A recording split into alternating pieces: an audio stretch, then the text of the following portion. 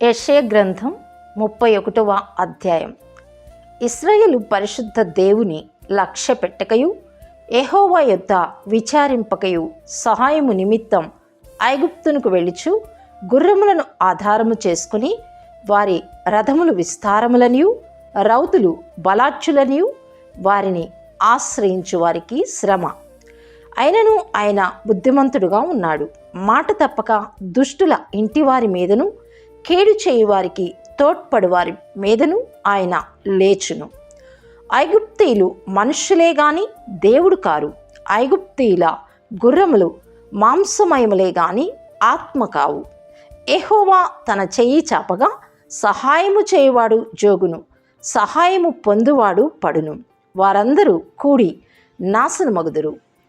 యెహోవా నాకీలాగు సెలవిచ్చి ఉన్నాడు, తప్పించుటకై గొర్రెల కాపరుల సమూహము కూడిరాగా సింహము కొదమ సింహము వారి శబ్దమునకు భయపడకయు వారి కేకలకు అధైర్యపడకయు తనకు దొరికిన దాని మీద గర్జించున్నట్లు సైన్యముల అధిపతియగు యెహోవా యుద్ధము చేయుటకై సీయోను పర్వతం మీదికిని దాని కొండ మీదికిని దిగివచ్చును.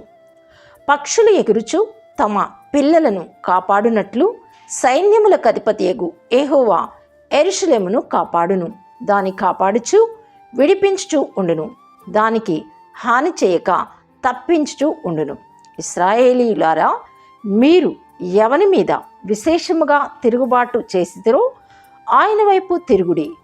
మీకు మీరు పాపము కలగచేసుకుని మీ చేతులతో మీరు నిర్మించిన వెండి విగ్రహములను సువర్ణ విగ్రహములను ఆ దినమున మీలో ప్రతివాడును పారవేయును.